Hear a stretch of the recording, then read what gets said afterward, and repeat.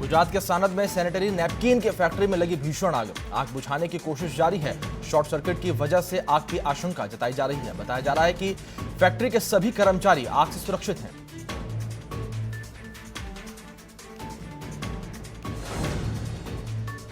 आयुष विभाग ने पतंजलि को भेजा है नोटिस। पतंजलि ने किया था कोरोना की दवा बनाने का दावा। एनर्जी बूस्टर की दवा का लाइसेंस लेने के बाद कोरोना की दवा का प्रचार। कोरोना के नाम से नहीं बिक सकेगी राज्यों में पतंजलि की दवा। 12 जून को किया था पतंजलि को लाइसेंस जारी। खांसी बुखार के लिए दवा का लाइसेंस किया गया था जारी।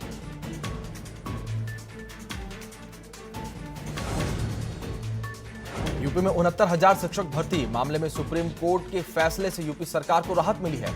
डबल बेंच के फैसले के खिलाफ याचिका पर सुनवाई से है सुप्रीम कोर्ट का इनकार। हाईकोर्ट की लखनऊ डबल बेंच ने सिंगल बेंच के फैसले पर लगाई थी रोक। सिंगल बेंच ने भर्ती प्रक्रिया पर लगाई थी रोक। सुप्रीम कोर्ट ने कहा कि सिंगल बेंच एक्सपर्ट की तरह बर्ताव कर रही है।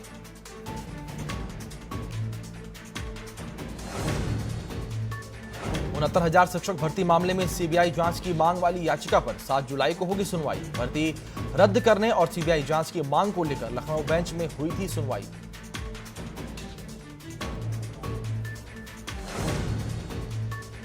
केंद्रीय कैबिनेट की शुरू हुई बैठक। कई अहम प्रस्तावों पर लग सकती है मुहर। पीएम आवास पर हो रही है मीटिंग।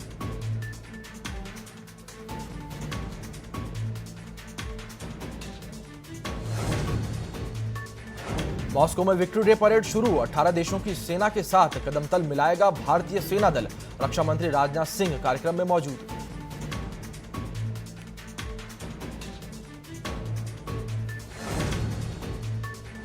डीजल के दाम लगातार 18वें दिन बढ़े। डीजल के दाम में आज 48 पैसे प्रति लीटर की बढ़ोतरी हुई है। पेट्रोल के दाम में आज कोई बदलाव नहीं हुआ है। पहली बार दिल्ली में पेट्रोल से महंगा हुआ है डीजल। दिल्ली में डीजल 79 रुपए 88 प्रति लीटर है, तो वहीं पेट्रोल 79 रुपए 76 पैसे प्रति लीटर है।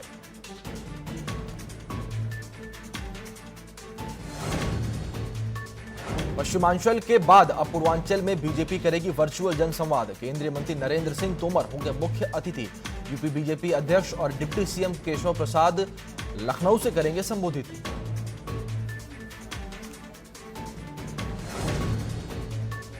यूपी में रोजगार देने का मेगा प्लान तैयार। 26 जून को पीएम मोदी कार्यक्रम में डिजिटली करेंगे शिरकत। लाभार्थियों से भी करेंगे बात। सबसे ज्यादा यूपी में 35 लाख लौटे हैं प्रवासी।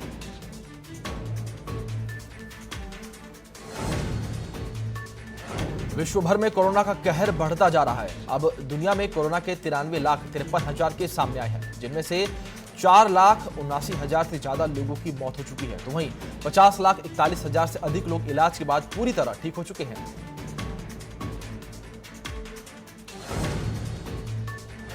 देश में 4.5 लाख के पार हुआ कोरोना का केस। बीते 24 घंटे में कोरोना के 15,968 नए मामले सामने आए हैं, तो वहीं 465 लोगों की मौत हुई है। बताते चले कि कोरोना से अब तक 2,58,684 मरीज ठीक भी हो चुके हैं। देश में कोरोना संक्रमण के 1,83,000 से ज्यादा केस एक्टिव हैं।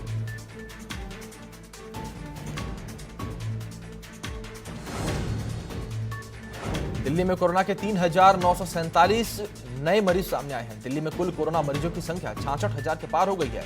दिल्ली में कोरोना के अब तक 39,313 लोग ठीक हो चुके हैं। दिल्ली में कोरोना संक्रमण से 2,301 मरीजों की मौत हुई है। दिल्ली में कोरोना संक्रमण के 24,000 से ज्यादा एक्टिव केस हैं।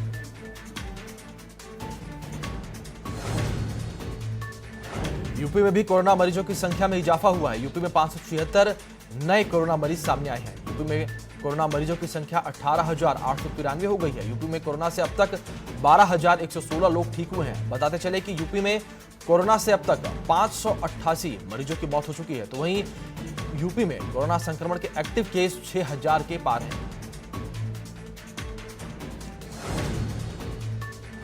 उत्तराखंड में कोरोना 2,500 के पार पहुंच चुका है। उत्तराखंड में 31 नए कोरोना मरीज सामने आए हैं, तो वहीं 30 मरीजों की इलाज के दौरान मौत हो चुकी है। बताते चले कि 1,602 मरीज इलाज के बाद ठीक होकर घर लौट चुके हैं।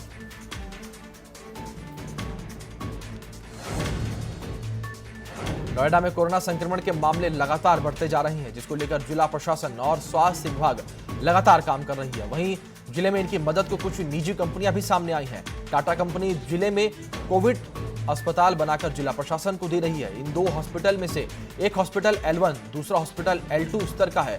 कुछ ही दिनों में ये दोनों हॉस्पिटल टाटा जिला प्रशासन को सौंप देगा।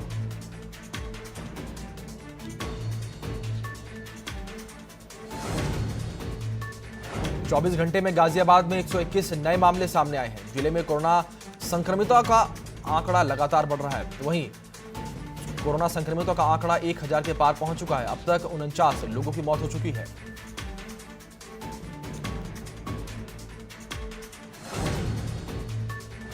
दिल्ली एनसीआर में बदला मौसम का मिजाज। बारिश की हल्की फुहारों से लोगों को गर्मी से मिली राहत। यूपी के कई जिलों में भी हो रही है बारिश।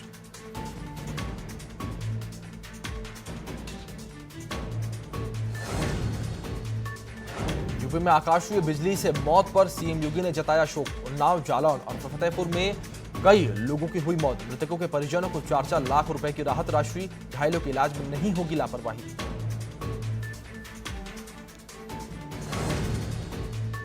कानपुर में जांच के इंतजार में 20 घंटे तक रखी रही बुजुर्ग की लाश। खांसी और बुखार की वजह से हुई थी मौत। कोरोना की जांच किए बिना किया गया अंतिम संस्कार।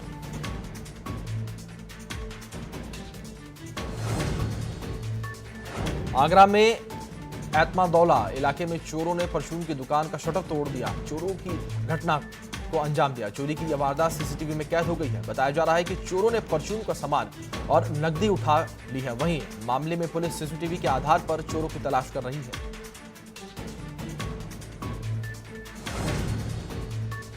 अलीगढ़ में पिछले कई दिन से पड़ रही भीषण गर्मी के बाद भयंकर बारिश से मौसम सुहाना हो गया है। आम लोगों को गर्मी से राहत मिली है। ग्रामीण इलाकों में किसानों के चेहरे पर खुशी नजर आई है। तो वहीं शहर में विद्युतीय व्यवस्था पूरी तरीके से चरमरा गई है। तेज बारिश के चलते सड़कें जलमग्न हो गई हैं।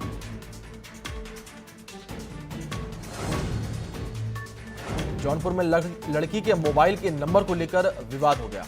विवाद इतना बढ़ गया कि मारपीट में एक युवक की मौत हो गई, जबकि दूसरा गंभीर रूप से घायल है। घटना की जानकारी मिलते ही मौके पर पहुंची पुलिस ने शव को कब्जे में लेकर पोस्टमार्टम के लिए भेज दिया है और मामले की जांच में जुट गई है। वहीं परिजनों का कहना है कि वो लड़की के साथ छेड़छाड़ कर रहे थे, जिसका विरोध किया तो दूसरे पक्ष ने मारपीट शुरू कर दी। वहीं पुलिस इस मामले में कुछ और ही कह रही है।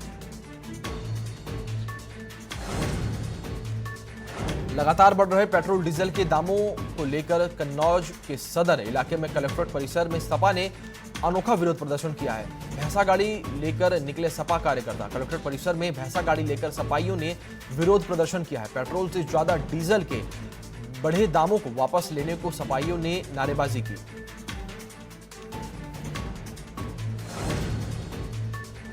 बरेली में सपाइयों ने पेट्रोल और डीजल पर बढ़े दामों के विरोध में प्रदर्शन किया। सपा कार्यकर्ताओं ने सरकार से बड़े दामों को वापस लेने की मांग की है। बड़ी संख्या में सपा कार्यकर्ता गांधी पार्क में बैठकर विरोध दर्ज करवाया।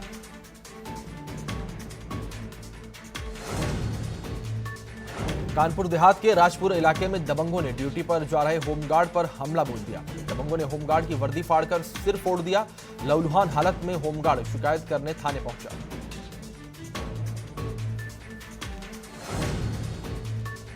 गाजियाबाद में तेज हवाओं के साथ बारिश शुरू हुई है। बारिश से मौसम सुहावना हो चुका है। वहीं बीते कुछ दिनों से पड़ रही तपती धूप से लोगों को राहत मिली है।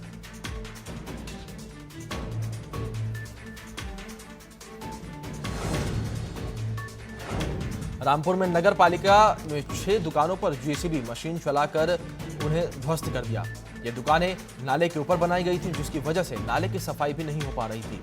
पालिका की तरफ से इन सभी दुकानदारों को पहले नोटिस भी भेजा गया था, लेकिन दुकानदारों ने नोटिस को नजरअंदाज कर दिया।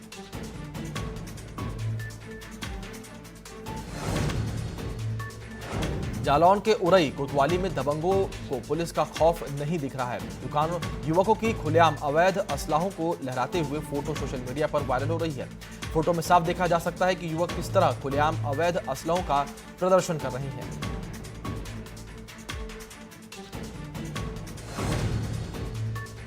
हरदोई के शहर कोतवाली में 2 युवकों ने ठेले वाले को जमकर पीटा है। ठेले वाले के सरेआम पिटाई का वीडियो वायरल हो रहा है। पुलिस ने आरोपियों को गिरफ्तार कर लिया है।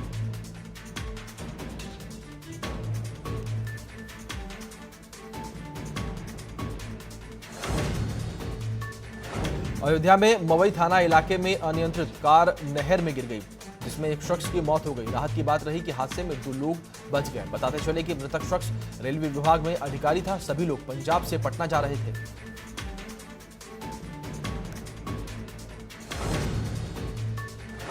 कानपुर में हेड कांस्टेबल का ऑन ड्यूटी आइसक्रीम का ठेला चलाने का वीडियो काफी वायरल हो रहा है। वसूली न होने पर आइसक्रीम वाले को परेशान करने का हेड कांस्टेबल पर आरोप लगा है।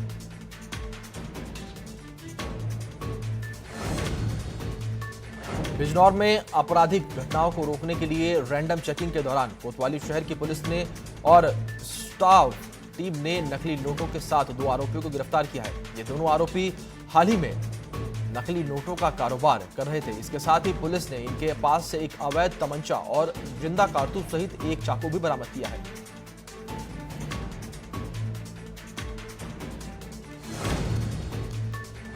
गाजीपुर में चोरी का प्रयास करने वाले एक लड़के की लोगों ने बेरहमी से पिटाई कर दी और पिटाई का वीडियो सोशल मीडिया पर तेजी से वायरल हो रहा है। चोर के कपड़े उतार कर हाथ पीछे बांधकर बेरहमी से लोगों ने चोर की पिटाई की है।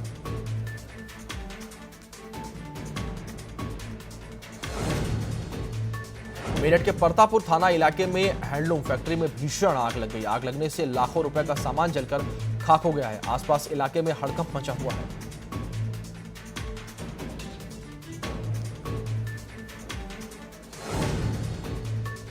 सहारनपुर के बिहारगढ़ी इलाके में दिल्ली देहरादून नेशनल हाईवे पर बिहारीगढ़ के सुंदरपुर चौक पर हुआ है जबरदस्त हादसा। ब्रेड के लदे टाटा मैजिक के परखच्चे उड़ गए हैं। मौके पर ही चालक की दर्दनाक मौत हो गई। सूचना पर पुलिस ने शव को पोस्टमार्टम के लिए भेज दिया है।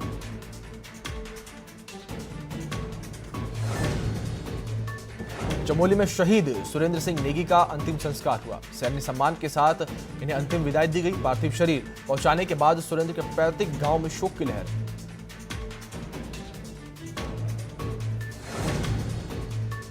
अमेठी में पेट्रोल और डीजल व बिजली के दामों में हुई है बढ़ोतरी को लेकर समाजवादी पार्टी महिला महासचिव गुंजन सिंह ने खेतों में हल चलाकर बीजेपी के खिलाफ प्रदर्शन जताया है।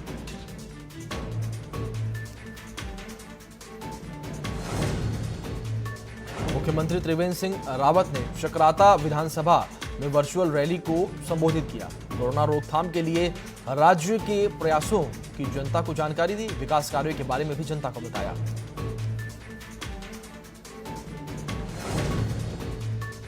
ग्रेटर नोएडा में ईस्टर्न पेरिफेरल हाईवे पर भीषण सड़क हादसा हो गया। ग्रिल तोड़कर नीचे गिरी बेकाबू कार। 4 लोगों की हालत गंभीर। हरिद्वार से पलवल जा रहे थे सभी लोग।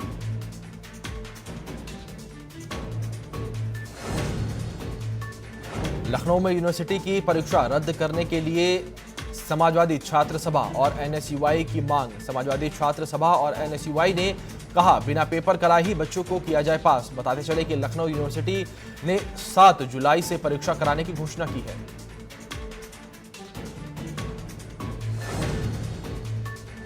कोरोना से बचने के लिए एक ऑटो ड्राइवर ने ऑटो के अंदर वॉश बेसिन लगा लिया है। साथ ही पानी की बोतल भी फिट कर ली है। ऑटो के अंदर हैंड वॉश भी मौजूद है।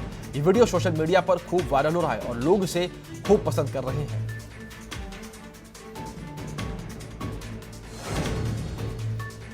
लखीमपुर खीरी में पुलिस ने एक अवैध शस्त्र फैक्ट्री का भांडाफोड़ किया है। पुलिस ने मौके से 3 लोगों को गिरफ्तार भी किया है। पुलिस कार्रवाई में 12 असलहे, खोखा और कारतूस बरामद हुए हैं। इसके साथ ही पुलिस ने हथियार बनाने के उपकरण भी बरामद किए हैं। मौके से 3 लोगों को गिरफ्तार कर लिया है पुलिस ने। पूछताछ जारी है। फर्रुखाबाद सदर कोतवाली के प्रधान आरक्षी की कोरोना से मौत हो गई है। कोरोना से मौत को लेकर एसपी ने सख्त कदम उठाते हुए कोतवाली को सीज कर दिया है और पूरे स्टाफ को क्वारंटीन के लिए भेज दिया है। कोतवाली के साथ साथ सभी थाना चौकियों और पुलिस लाइन को सैनिटाइज कराया जा रहा है।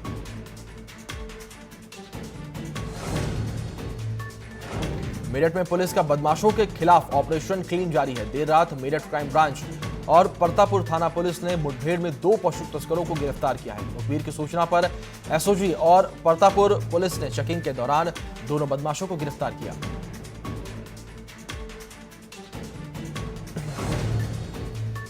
कानपुर में डीजल पेट्रोल के लगातार बढ़ते दामों को लेकर विपक्षी दलों ने अब सड़क पर उतरकर सरकार को घेरना शुरू कर दिया है।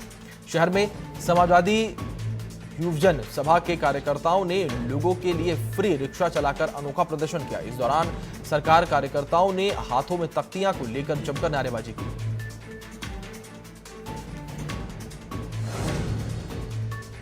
कुशीनगर में अपराधियों के हौसले बुलंद है। तराजुसान इलाके में 2 बदमाशों ने दिन दहाड़े एक बुजुर्ग की गोली मारकर हत्या कर दी। हत्या के काफी देर बाद से पुलिस के पहुंचने पर लोगों में गुस्सा फूट पड़ा। ग्रामीणों ने शव को सड़क पर रखकर प्रशासन से कार्रवाई की मांग की।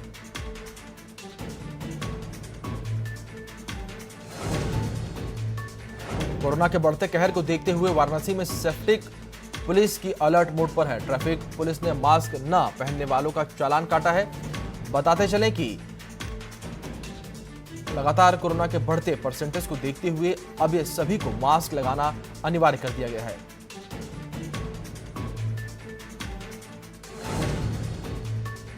बरेली में नहीं रुक रहा है हत्याओं का सिलसिला। नवाबगंज इलाके में प्रेम प्रसंग के मामले में युवक की गोली मारकर हत्या कर दी गई। वारदात को अंजाम देकर हमलावर मौके से फरार हो गए हैं। हमीरपुर में लगातार शव मिल रहे हैं। राट कोतवाली इलाके में एक महिला का शव संदिग्ध अवस्था में खेत में मिला, जिसके बाद इलाके में हड़कंप मचा हुआ है। मृतक महिला के परिजनों ने गांव के ही एक युवक के ऊपर बलात्कार करने के बाद हत्या का आरोप लगाया है। फिलहाल मौके पर पहुंची पुलिस ने शव को कब्जे में लेकर पोस्टमार्टम के लिए भेज दिया है।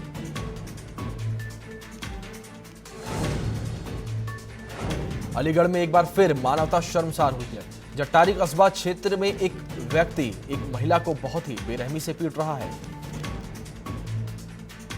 आपको बता दें कि जिसका वीडियो बनाकर किसी ने वायरल कर दिया है।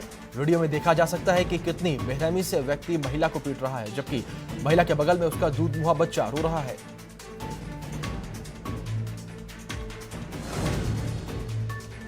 अलीगढ़ में इगलास इलाके में एडीएम ने कोरोना को लेकर फर्जी टेस्ट लैब चलाने वाले लोगों के खिलाफ कार्रवाई करके 2 लैबों को सील कर दिया है। बताया जा रहा है कि फर्जी संचालकों के खिलाफ लगातार शिकायत मिल रही है।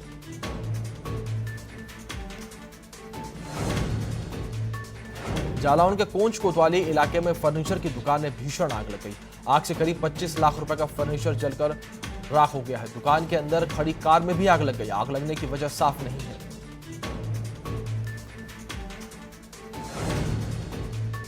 नोएडा के सेक्टर 74 के केप टाउन सोसाइटी में शराबियों का उपद्रव देखने को मिला है। शराबियों ने गार्ड्स के साथ मारपीट की है। गार्ड्स पर कार चढ़ाने की कोशिश भी की गई है। सीसीटीवी के आधार पर पुलिस मामले की तफ्तीश में जुटी हुई है।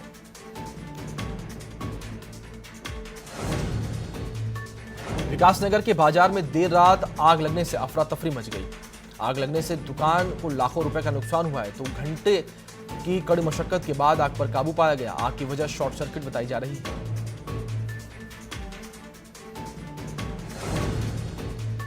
हाथरस की सासनी तहसील में छज्जा गिरने से 10 साल के मासूम की मौत हो गई, जबकि 2 महिला समेत एक बच्चा गंभीर रूप से घायल हो गया। बताया जा रहा है कि महिला अपने पड़ोसी और 2 बच्चों के साथ छज्जे के नीचे बैठी हुई थी। अचानक मकान का छज्जा उनके ऊपर गिर गया। दोनों महिला और बच्चे छज्जे के नीचे दबने से गंभीर रूप से घायल हो गए।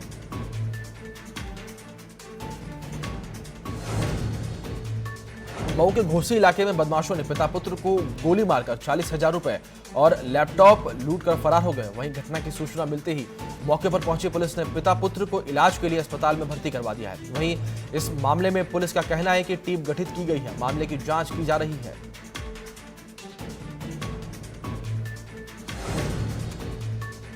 कन्नौज के गुरसहायगंज कोतवाली इलाके में विवाह समारोह में हार्श फायरिंग के दौरान पुरोहित को गोली लग गई। गोली लगने से पुरोहित की हालत गंभीर है, जिसे कानपुर रेफर किया गया है। घटना के बाद से आरोपी मौके से फरार है।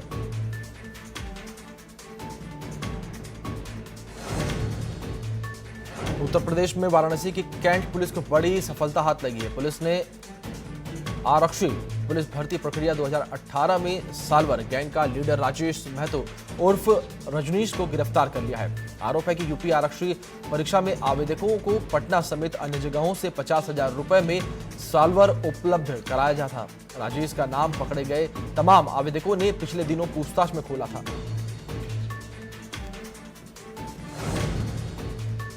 वाराणसी में कोरोना की वजह से लगभग 3 महीने से बंद नौका संचालन शुरू हो गया है। डीएम कौशल राज शर्मा ने जायजा लिया और उसके बाद वो नावों के बंद होने से 50,000 लोगों पर रोजी रोटी का संकट मंडरा रहा था।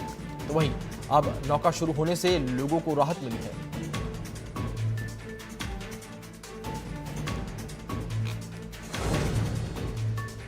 फिरोजाबाद में फर्जी शिक्षिका को बर्खास्त कर दिया गया है। एक साथ 3 जिले में नौकरी कर रही थी शिक्षिका के खिलाफ एफआईआर दर्ज करने की तैयारी की जा रही है। तो वहीं अनामिका शुक्ला प्रकरण के बाद स्कूलों में जांच जारी है। जांच के बाद शिक्षा माफियाओं में हड़कंप मचा हुआ है।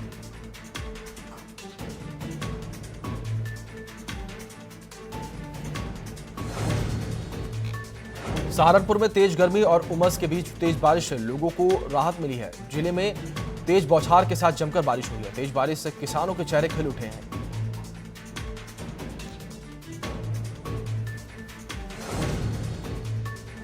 मानसून ने देश के तकरीबन 70% हिस्से को कवर कर लिया है। दक्षिण और पूर्वोत्तर राज्य को भिगोने के बाद मानसून अब मध्य प्रदेश, गुजरात और उत्तर प्रदेश के पूर्वी हिस्सों में सक्रिय हो गया है।